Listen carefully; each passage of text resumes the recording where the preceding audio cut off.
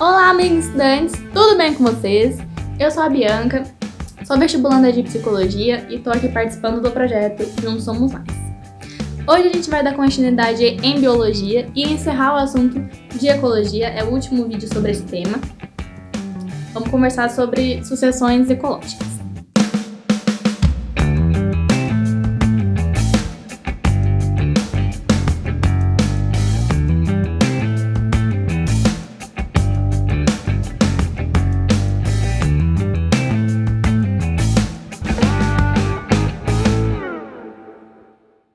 Biologicamente falando, esse conceito diz respeito às alterações que uma comunidade desempenha ao longo do tempo. E aí cabe a gente relembrar o conceito de comunidade, né?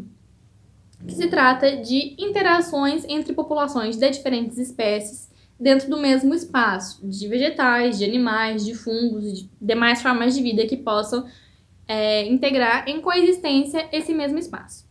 As mudanças que essa comunidade diversa vai viver ao longo do tempo diz respeito à sucessão ecológica. E essas alterações acontecem porque o espaço em que a comunidade habita tem uma disponibilidade de recursos.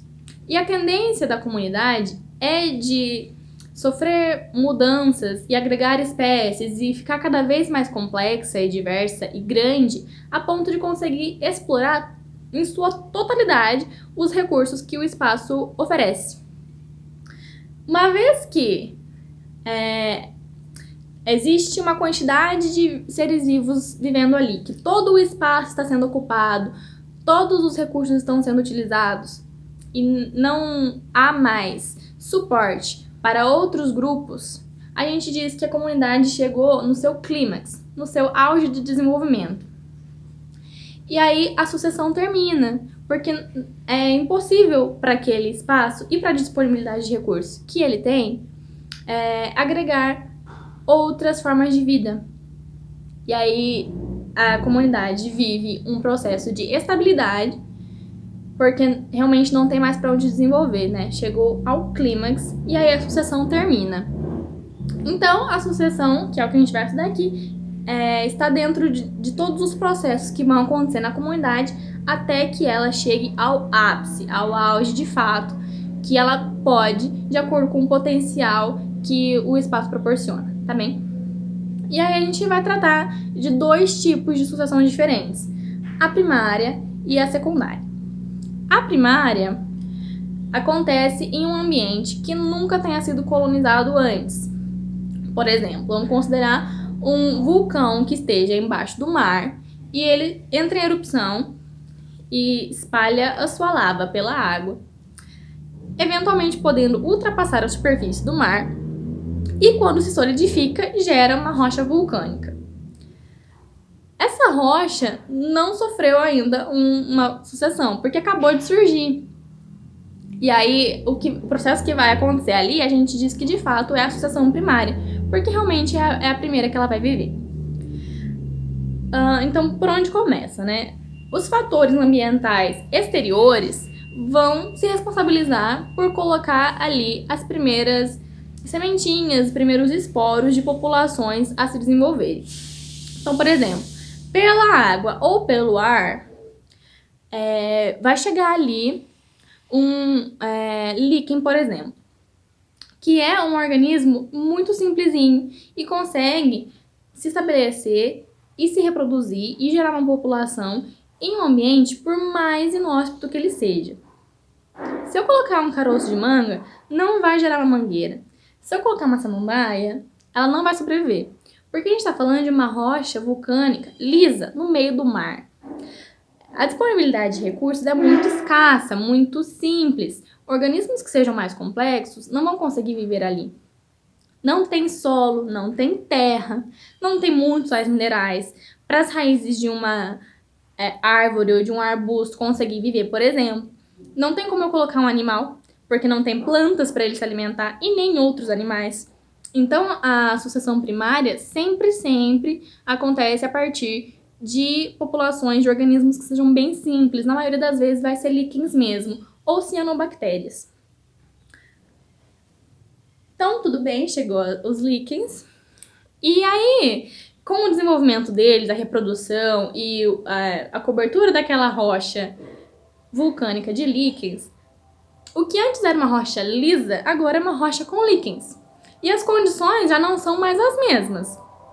Já está um pouquinho mais favorável para um musgo se estabelecer naquele ambiente, por exemplo, que já é um organismo um pouquinho mais complexo. E assim, sucessivamente. Depois chega uma graminha, aí chegam as primeiras plantinhas um pouquinho maiores, e aí essas comunidades que a gente tem entre a primeira, que a gente chama de pioneira ou de ecese, que são os líquens e cianobactérias, e a comunidade clímax, a gente chama de comunidades serais ou de séries. Todas as formas de vida que vão vir depois da comunidade pioneira compõem a comunidade seral ou as séries, tá bem?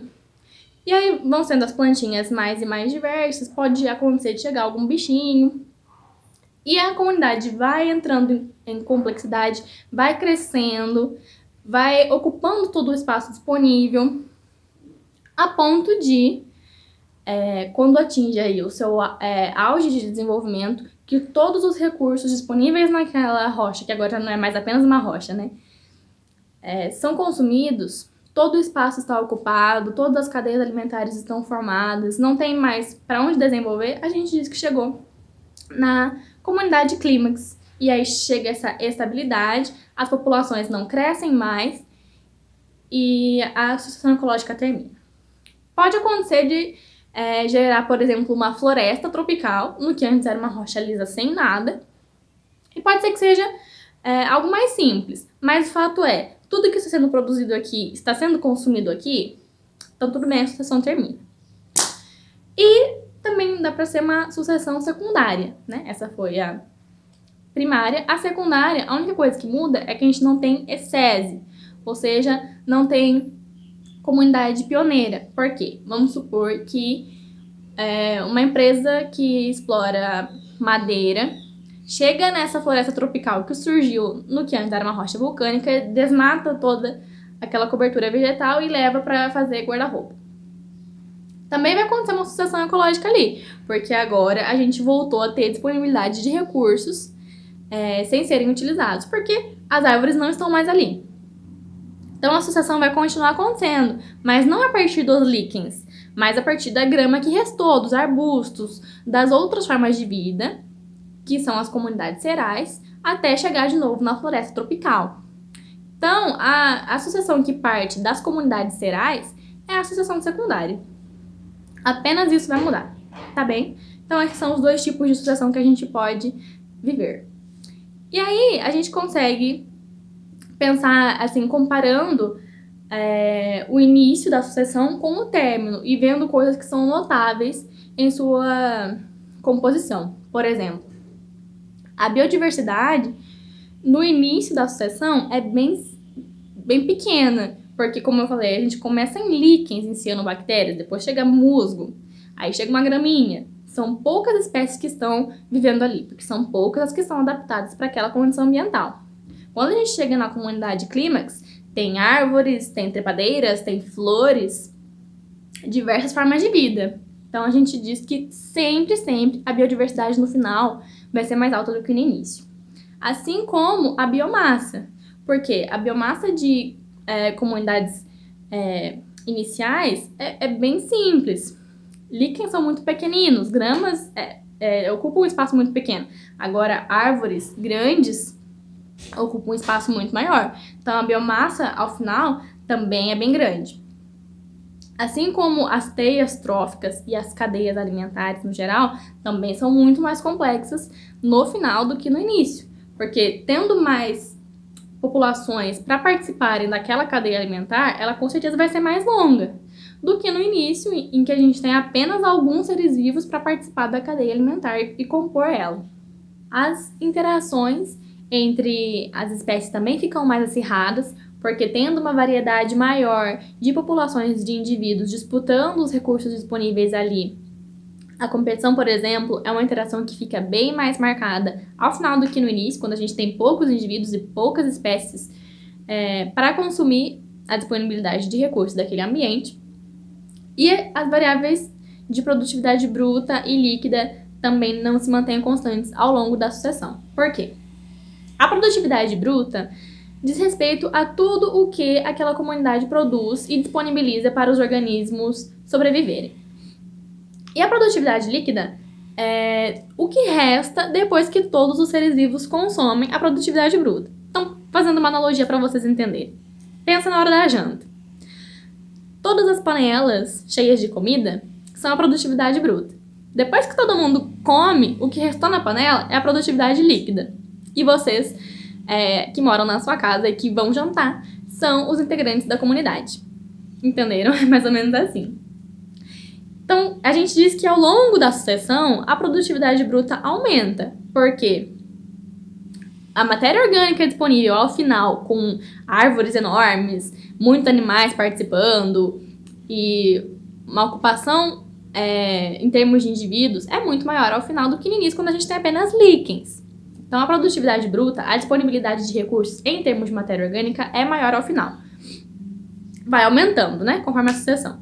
E é o contrário com a produtividade líquida, porque ao mesmo tempo que a gente tem mais indivíduos disponibilizando recursos, a gente também tem mais indivíduos consumindo. Então, a tendência é que ela seja maior do que zero ao longo da sucessão, mas vá diminuindo a ponto de que, ao final, na comunidade clímax, tenda a zero. E a produtividade líquida só vai ser menor do que zero em situações ímpares, em que há alguma desarmonia, algum problema ambiental acontecendo ali. Na natureza mesmo, ela é maior do que zero e diminui até chegar a zero na comunidade clímax. E isso justifica, inclusive, porque a Amazônia não é o pulmão do mundo. Por quê?